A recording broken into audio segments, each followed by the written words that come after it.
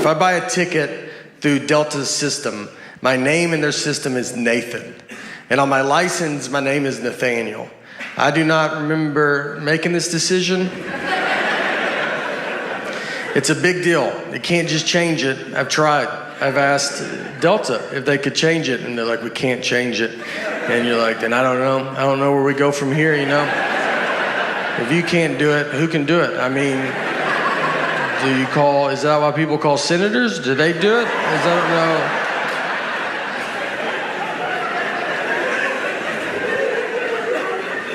know. What you have to do, you have to mail your birth certificate in.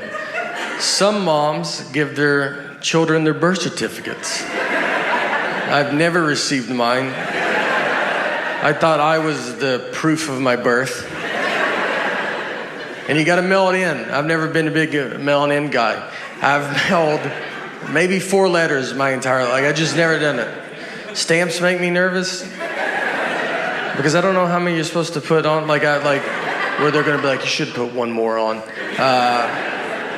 And they changed the price of stamps, and that's not in the news, you know? You don't find that out on Twitter. You have to find out from old people. They're the only people that know. They keep up with it. They're like, stamps went up. You're like, okay.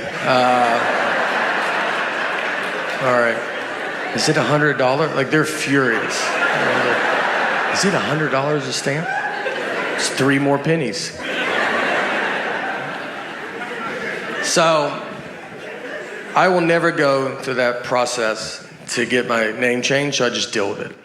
And it gets brought up. Once I was checking a bag, and the guy behind the counter, he sees my ticket says Nathan, the license says Nathaniel, and he was like, this is not good. He goes, these names don't match. And I was like, but they match, right? Like, you can see the leap that we took to get from one to the other.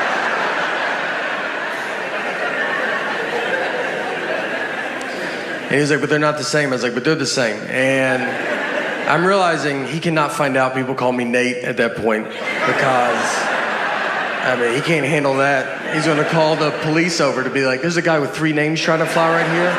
If you guys wanna just shoot him from over there or something. So I was like, what do you want me to do? And he goes, you should go home. That's all I honestly said. I can't believe you've made it this far. I was like, let me just try it, you know? Shouldn't I try it?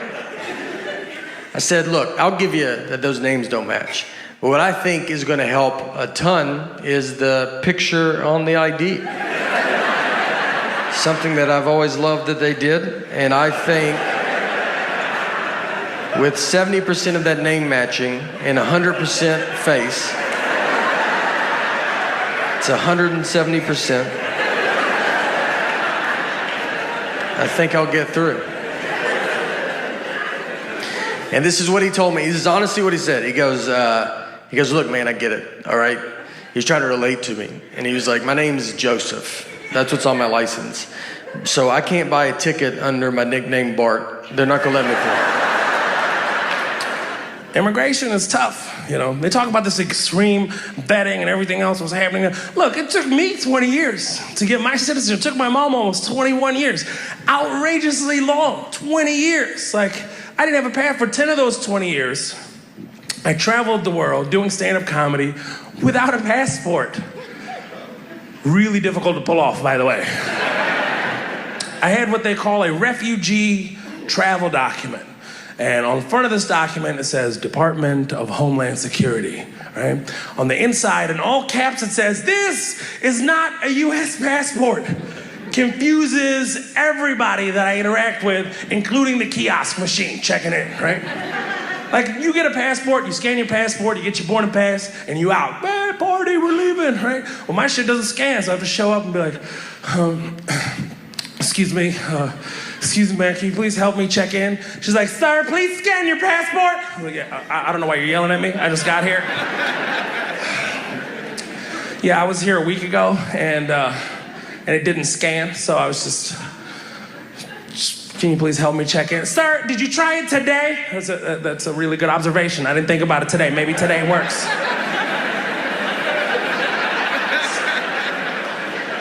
I scan my travel document, huge exclamation point comes up. Please seek help from representative. I'm like, excuse me, ma'am, the check engine light just came on this damn thing. It's about to explode.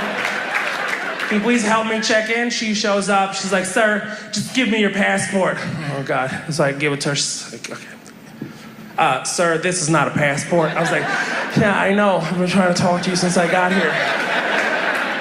See, it's a travel document, so I can't travel with it, but because there's visas issued from the countries that I'm visiting, so obviously I could travel with it. She's like, sir, this is not a passport. I was like, I speak English perfectly, ma'am. I don't know why you're talking to me this way.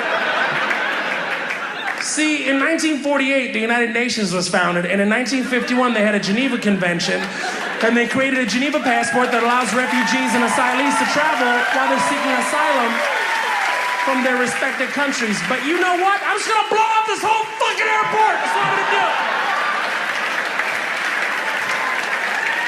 I mean, my God, you're just making it really difficult for me to maintain my ethics in this situation. Like, I just want to fucking go nuts. Like, why are you making it so difficult to me be an ethical person? Like, it's just all these fucking roadblocks. This is the beginning of a 20-hour journey. Like, can you imagine? This is just checking in, all right? This is just checking. Next time, your passport. All right, next, your passport. 1949. Last time I flew out to Los Angeles, I had a direct flight from Jersey, but I had the worst seat on the plane, right? I had a middle seat, last row on a cross-country flight, right? So obviously, yeah, I wasn't happy. The lady who had the aisle seat next to me, she could tell I wasn't happy because she had eyeballs and she could see my face. And she was a white lady. And I only mention that because when she saw my face, what she said to me was, ugh, I know. Looks like we're in the back of the bus, huh? And I was like, what, white lady? Yeah. This flight just got fun. But to be fair, like as soon as she said it, her face went beet red, right? She wasn't thinking. She had a brain fart that came out of her mouth, right? She wasn't trying to offend me. I wasn't offended, but I am me. So I did have to let her sit in it for a little bit, right? Like I gave her a little eyeball. Obviously, I made her give me her pretzels as reparations, because that's the black folk rule, but you get fined if you don't do that. But she kept apologizing, and I actually felt bad. I was like, ma'am, it's okay. Right? Because I can be an asshole, but not in that way where I like overreact to buzzwords. Right? I can still discern intent, which is a thing I feel like we're losing as a society, right? Like everybody who mentions your group or mentions your race, every reference is not racism, right? Can we all agree? Yes, yes, yes, yes. Thank you. Like for instance, if I said, I don't know, white folks, you can't bring your dogs everywhere you go. Like, that's not racist, right? That's just the start of a necessary dialogue. I lost a lot of y'all. You're not ready to talk about it yet? Okay, we'll come back to it later, but stop doing that shit. It's annoying. It's horrible. I love LA. I love any form of transit that moves you from one floor to another, though. That's technology to me. I appreciate that. Like escalators, I love a good escalator, man. You know when you appreciate an escalator? When you come upon a broken one at the mall, where you're like, hey, we'll head Foot Locker, and then we'll get a slice of pizza, and we can just...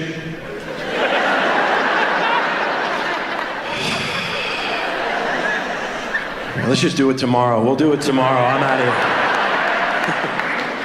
By the way, when you get on an escalator, do me a favor. Just grab the handrail and just stand there. Let life take over. Let it raise you from one floor to another. Can't stand the people who still feel the need to walk. Same idiots always. It's usually the guy with the NutriBullet full of greens. That guy, excuse me! On the left, excuse me, excuse me. I don't let him by. I get all big. I'm like, nope, not happening, no.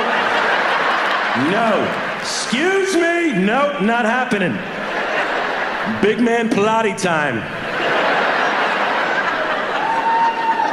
I love those people movers at the airport, but they're so random. That's the only problem. You could be walking with your luggage for like 2 miles, and then out of nowhere, the airport's like, you know what? Give him a little strip of like 18 feet right there. Just 18 feet? Yeah, just 18 feet is plenty. Just give them a false sense of hope before they walk the additional 42 miles into the parking garage.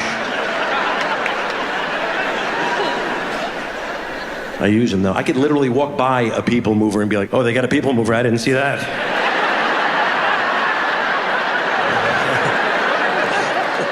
You ever been on the people mover and you realize there's somebody walking outside the people mover at the exact same speed as you? You can't even make eye contact with them. You just slowly turn yourself away from them, kind of.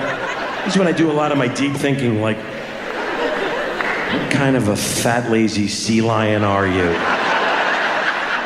You couldn't walk an additional 18 feet? It's 18 feet, man. Come on, you are a manatee. You know that? You sicken me. You sicken me. No more starting New Year's. No more starting money. You're starting now. Turn your life around. I feel so guilty. You turn around. You feel like you owe the guy an excuse. Yeah, I'd be walking with you, man, but I just helped a friend move this morning, and then I ran a 5K, a 6K, a bunch of Ks. I'm not sure how many. He's carrying like 4 bags of luggage. I'm holding like a Wendy's bag, you know? I'm not even holding it. I'm resting it on the rail. Just gonna... I can't even lift my fat lunch for 18 feet. You ever been on the people mover and you realize you're passing a Cinnabon?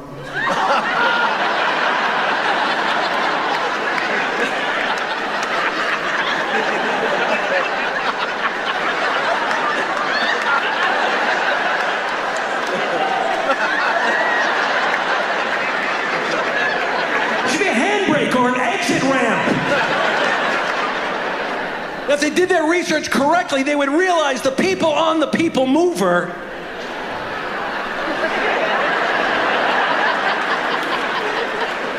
that is your core Cinnabon audience.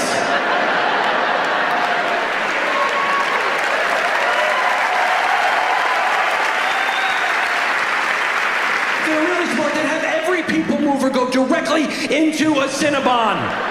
Right? Like a filtering in like a luggage carousel. Fatties just falling in like... What the heck was that? Oh, Cinnabon. Yeah, I'll take 2. Extra icing on both, please. Yeah.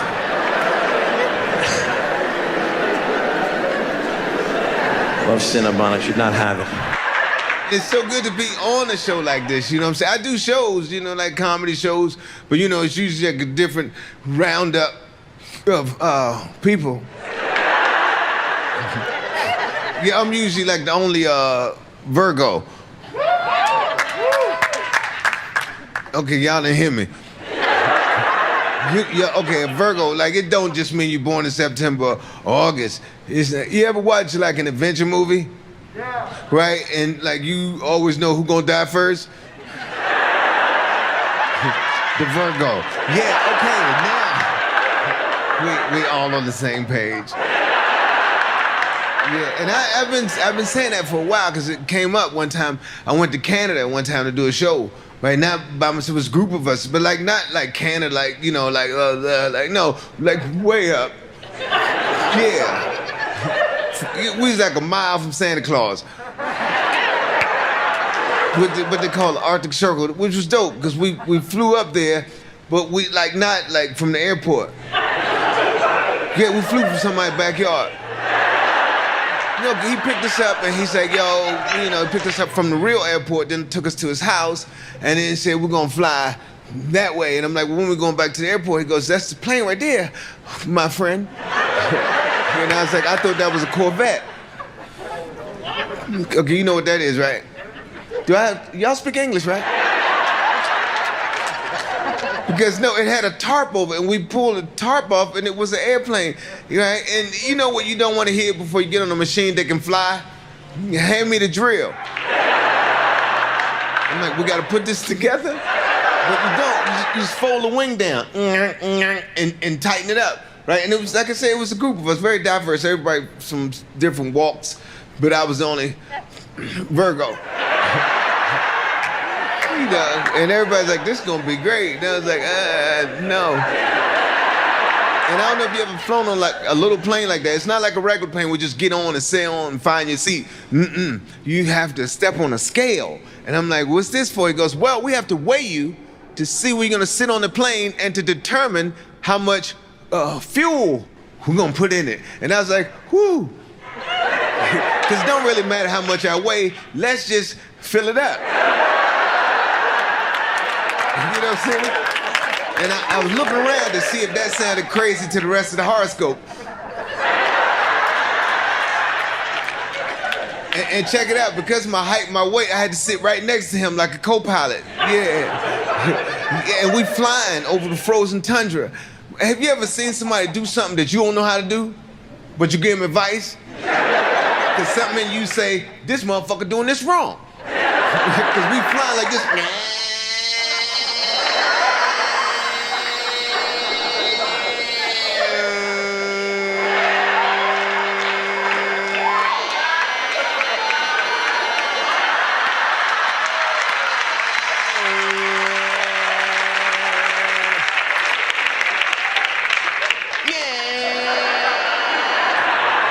Hey man, keep your foot on the pedal. See how cool I said that? I was nervous, don't get me wrong. But I had to stay, calm. Cause I don't want to get excited. On those little planes, they have a voice recorder in case the plane crash. And they can't identify the body, right? So they listen to the voice recorder. And I didn't want it to be, and just say we'd crash. I didn't want to say, I didn't want them to listen to it and say something like, oh shit, we about to crash. You know what, motherfucker? I knew I shouldn't got on this fucking plane. Well, guess what, bitch? I'm not gonna die first, because I'm gonna stab you, stab you, and stab you. And then they would have said something like, well, we can't identify the bodies, but pretty sure one was a Virgo.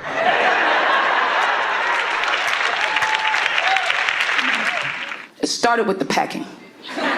Everything broke down with the fucking packing. Everything was going good. We was packing, she was packing, I was packing. Everything felt respectable. But then she started packing a third bag. And that really confused me because she only has 2 arms. So I was like, how you packing 3 bags with 2 arms, baby girl?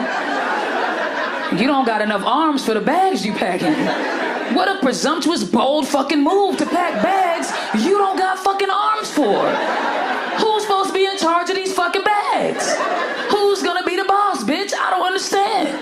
And then we got to an airport and it caused a fight because she forgets I'm not a man. I'm not a fucking man. I'm not. So I don't have any chivalry. I don't give a fuck. I don't give a fuck. I don't give a fuck. I am a whole bitch. I have no chivalry in me. Are you crazy? So it's not like I saw her struggling with the bags and I was like, I can't let my baby struggle. I gotta get these bags. Fuck no. I was just like, stupid bitch, bring less bags. Dumb motherfucker, that was dumb as all hell. Bringing bags you ain't got enough arms for. Who the fuck does that? You see, I got bags for arms, baby girl. That's how I got damn roll. Hell's wrong with you? So she's struggling, looking stupid, and I'm just watching like, Then this dude comes and tries to save the day, because that's what dudes like to do, Especially when men see like a masculine woman, that's their favorite shit. They like to come like, I got the real dick, Goofy fucks, I got the real, where you need my dick to go? What bag my dick gotta pick up? What you want my dick? You need my dick over here? Shut up. Fucking clown come, I got the real dick.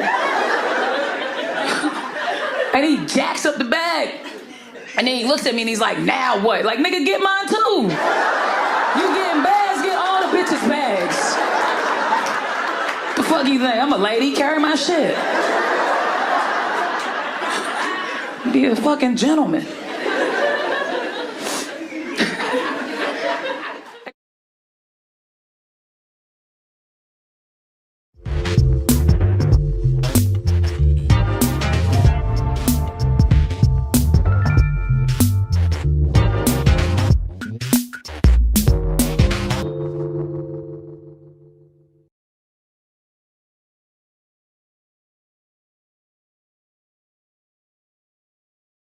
I hope you enjoyed the funny clips I found for you. If you liked the video, like and subscribe. I would love to make a Fortnite clan, so like and comment your username. If we get 100 likes, I will make it.